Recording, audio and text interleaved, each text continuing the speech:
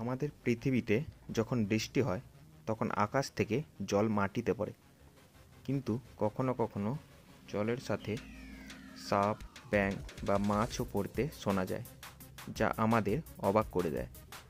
তাই কখনো কখনো আমাদের অনেকের এটা জানতে কৌতূহল হয় যে আমাদের সৌরজগতের অন্যান্য গ্রহে বৃষ্টির আকারে কী পড়ে।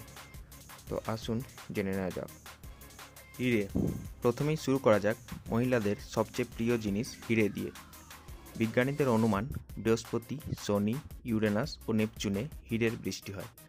যদিও এটা প্রমাণিত নয়, কারণ ওখানে গিয়ে কেউ দেখেনি, কিন্তু বিজ্ঞানীদের অনুমান যে ওখানে হিরের বৃষ্টি হয়। Sulphuric acid. আমরা আমাদের পৃথিবীতে কখনো কখনো অ্যাসিড রেন হতে শুনেছি, কিন্তু শুক্র গ্রহে সবসময় সালফিউরিক অ্যাসিডেরই বৃষ্টি হয়। আমাদের পৃথিবীতে যেমন জলের মেঘ হয়, ওখানে তেমনই সালফিউরিক অ্যাসিডের মেঘ হয়। শুক্র গ্রহে সালফিউরিক অ্যাসিডের বৃষ্টি হয়, কিন্তু সে বৃষ্টি শুক্র গ্রহের পৃষ্ঠতল স্পর্শ করে না। পৃষ্ঠতল থেকে 25 কিলোমিটার দূরেই বাষ্প হয়ে উড়ে চলে যায়। তরল মিথেন। শনির উপগ্রহ টাইটানের সাথে বিজ্ঞানীরা আমাদের পৃথিবীর অনেক মিল খুঁজে পেয়েছেন।